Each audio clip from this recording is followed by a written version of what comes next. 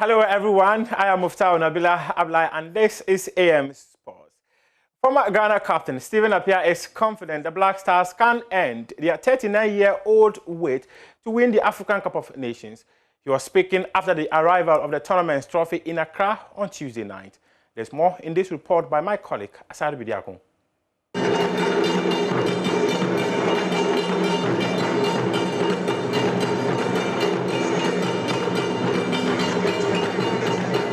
The 2021 Total Energies AFCON trophy arrived to a tumultuous welcome at the Kotoka International Airport on Tuesday night. In every competition year, the trophy is taken to each of the countries who have qualified. The competition, which will be hosted by Cameroon, comes off between January 9 and February 6, 2022. Former Ghana captain Stephen Appiah is confident the Black Stars can end their 39-year AFCON trophy drought. Being a Ghanaian and a sportsman, of course I will be rooting for Ghana. I can't root for any country. And I know for sure, in February, the cup will be back to Ghana. Deputy Sports Minister Evans Osei-Bobie disclosed government will give the Black Stars everything they need to ensure they bring the AFCON trophy home next year. The focus of the ministry, and for that matter the government, as far as next year's AFCON is concerned, is to go to Cameroon to compete favorably for the cup. That has been eluded Ghana for the past 40 years. And so government is committed to finding resources for Ghana Black Stars to participate strongly in the competition, which is about a month away. 24 teams will slug it out for the coveted trophy at the 2021 Total Energies AFCON.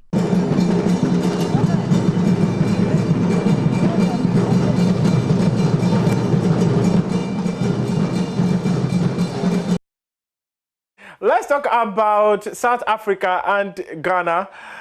Their World Cup qualifier was marred with controversy, leading to South Africa reporting Ghana to World Football Governing Body, who has acknowledged an official complaint from the South Africa Football Association about their last group stage World Cup qualifier against Ghana on Sunday. SAFA said the performance of the referee, Makarete Ndiaye, in the 1-0 loss to Ghana is questionable and the match has to be replayed. There's more in this report by my colleague, Haruna Mubarak.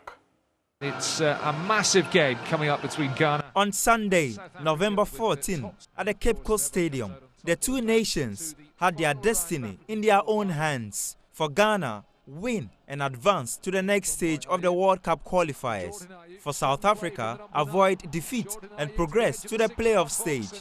About half an hour into the decisive clash, this happened. And that swinging ball, it's just over the head of Andre Ayew. Ghana player goes down, it's a penalty. Daniel Amarte fouled in the box. Ghana was awarded a penalty by Senegalese referee Makarete Ndiaye after Daniel Amarte went down in the box following a contact from South African defender Rushin De Rook. Black Stars captain Andre Ayew, on his 100th appearance on the night, dispatched the sport kick, a goal which was enough to propel the four-time AFCON champions to the playoff phase. But the South African Football Association believed Ghana's triumph was not legitimate and that there were a lot of questionable decisions by the officials, according to the Chief Executive Officer of their football governing body, Tebogo Motlanthe. Less than 48 hours after the game, FIFA confirmed to Joy Sports that they have received a complaint from the South African FA in relation to this matter and will review it. Please understand, we cannot comment further at this stage. Valile Mbuli is a South African journalist and he backs the stance of his country's FA. We are building and the World Cup that we are really targeting is 2026. But I think even Ghana, if they were in our situation after the officiating that we witnessed this past weekend, and which maybe will be even, in fact, will be even detailed more. Joy Sports understands FIFA has requested for match footage from match broadcaster to aid investigation. Bafana by 1-0. and they have topped the group. And now let's take a look at the Black Stars' potential opponents in the final round of the FIFA World Cup qualifiers. The senior national team are in pot 2, and they are likely to come up against the likes of Senegal, Tunisia, Algeria, Morocco, and Nigeria. These are the potential opponents of the Black Stars. These teams have been grouped in pot 1 because they are the highest ranked country in Africa. Senegal are ranked 20th in the world, with Morocco ranked 37th, Algeria are ranked 42nd, and Nigeria are 45th, but the Black Stars are ranked 52nd, and this is why Ghana has not been able to make it among the top seeds for the final round of the World Cup qualifiers. However, we will not be playing the likes of Egypt, DR Congo, and co. Now, let's talk about local football now, and specifically, we're talking about Accra House of Oak. Their board member, Vincent Soa Odote, has revealed that one of the players they signed in the transfer window, Glasson AWAKO, has been fully registered by the club.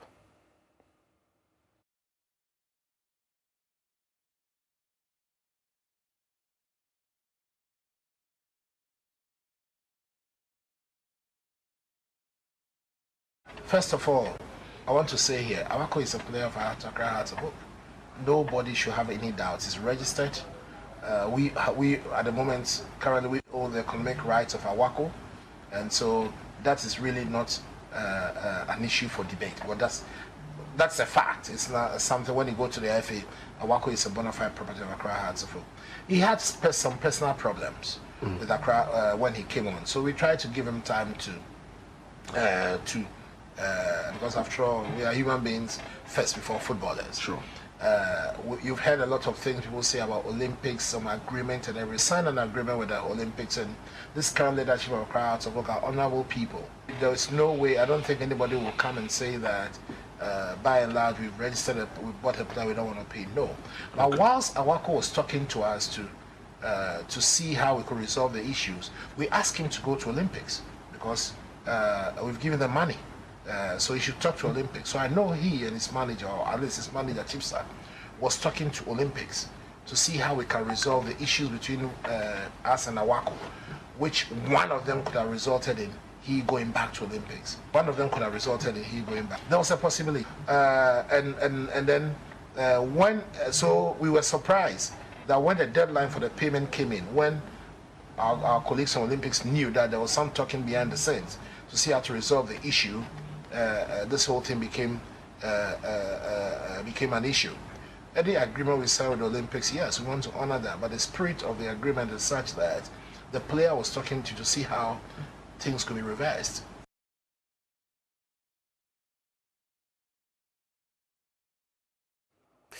Quite interesting to hear Vincent Soa Odote say that AWAKO has been registered when House of Oak actually wrote to Great Olympics to ensure that the player is fully registered in the domestic transfer system. This letter, which is available to Joy Sports, actually said that he's not been able to register for the Ghana Premier League campaign because Olympics did not honor their part of the agreement. House of Oak also accused Great Olympics of not being people who were willing to work in the spirit of the contractual agreement. Olympics also say you're supposed to pay us 50,000 Ghana cedis in October, which never came.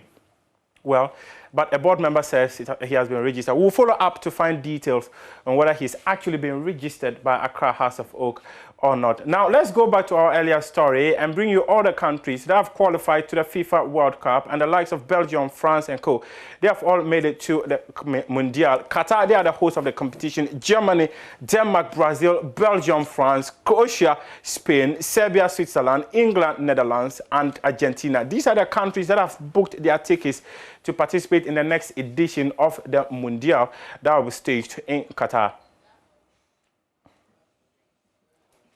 Now, let's talk about Richmond Boakye Yadom. He says since Asamoah retired from football, is he fully retired? Well, he says he's not fully retired yet, but Ghana has struggled to get a perfect replacement for the country's all-time leading goal scorer.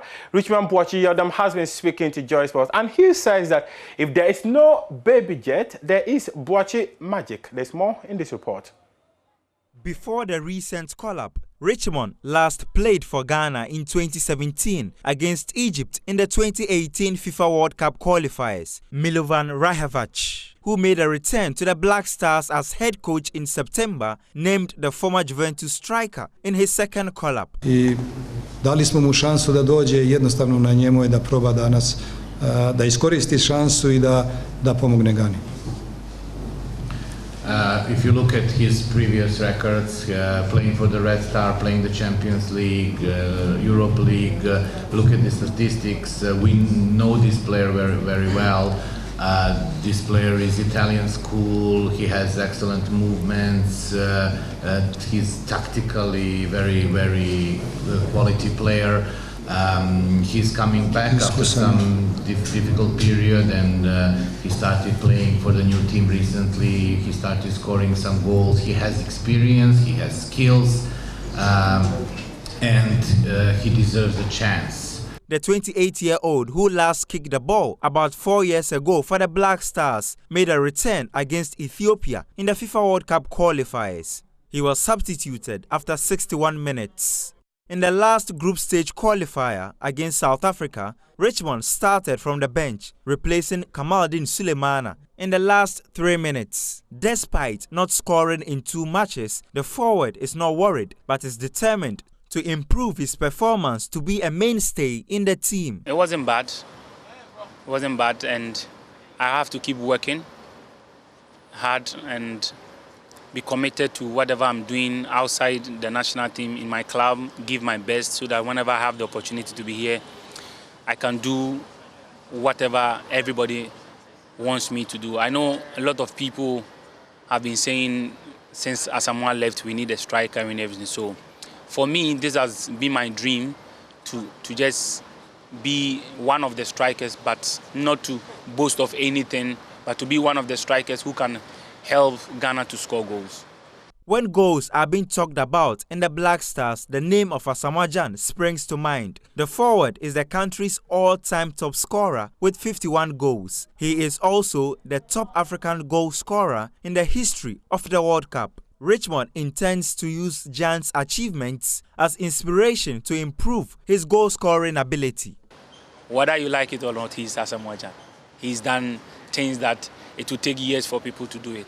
But my father said there is no harm in trying. So we just believe it and have what he has done in his head to give you, to challenge you to do at least half of it. Because when you put somebody like Asamoah Gyan in front of you and you want to try to at least make the records that he has made, it helps you to be more serious, more committed, and give your best. So this is what I want to do. I also want to do something that somebody will say, Boachi Magic also came to do something. So the final phase of the World Cup qualifiers will take place in March 2022. Let's talk about the CAF Women's Champions League. And Hazaka's ladies, they made it to the grand finale of the maiden edition of that competition. And head coach of the team, Yusuf Basige, has been speaking about how he's been able to chalk this success. According to him, his team has been very strong in the second half of their matches. The players themselves have confidence in their coach, and for that matter, they listen to me carefully.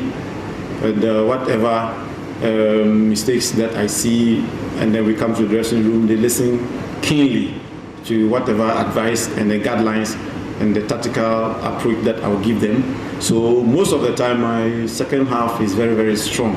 So if even I was down, I knew that I would have come up to beat them because we discussed a lot, and then they took it into consideration. You see that it was a match that more or less match of equals, because there's no doubt about the fact that the Moroccans played very well, most especially in the first half. And we only needed to be cautious not to concede many goals.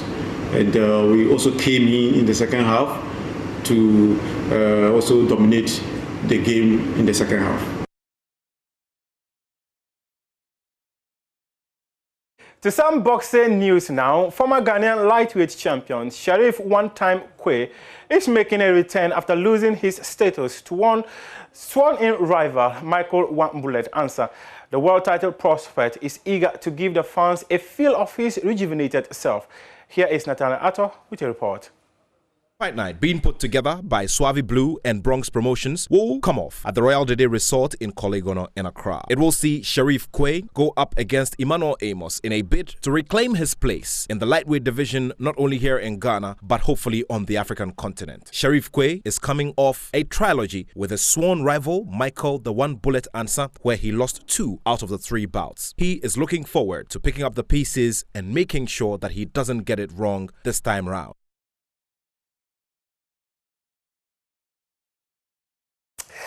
Let's leave you with the unfortunate story of how Ivory Coast will not be participating in the next edition of the World Cup and how Tunisia needed a 3-1 win over Zambia to qualify to the final phase of the FIFA World Cup. And also, just to indicate to you, some members of the Executive Council of the Ghana Football Association are facing what they say vote of no confidence by some sector within the football governing body. They say they're not representing the interests of the football community. I am Muftau Nabila Abdullah. Enjoy the highlights of the African World Cup qualifiers. Tunisia and Zambia, both nations could qualify for the 3rd round this evening. Tunisia, who start this match top of the table, are trying to seal their place in the 3rd round. Khazri takes the free kick. Headed back into the danger area and it's into the back of the net. A crucial goal, Ayissa Leidouni.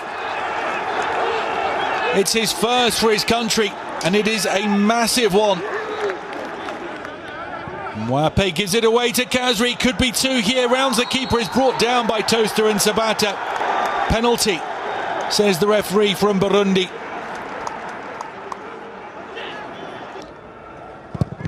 Wabi Khazri's kick is saved by Nsabata, and Sabata redeems himself for giving away the penalty. Malul. Khazri, lovely football. Cowie must be a second, and it is. Mohamed Drega. That was a superb team goal. Just after missing the penalty, Tunisia do make it 2-0. Slitty for Malul. Oh, it's into the back of the net. From Ali Malul, the left wing-back makes it 3-0 just before half-time. Emmanuel Banda. Zambia still might have a chance. Sakala.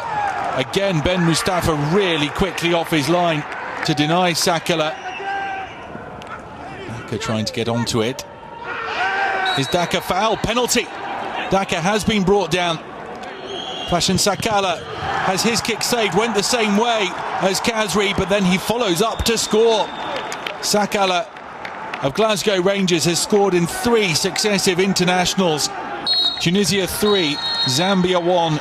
Tunisia seal top spot in Group B. A job well done by Monde Kebaya's team. It all comes down to this. Cameroon against Cote d'Ivoire, 2 African heavyweights facing off in Douala.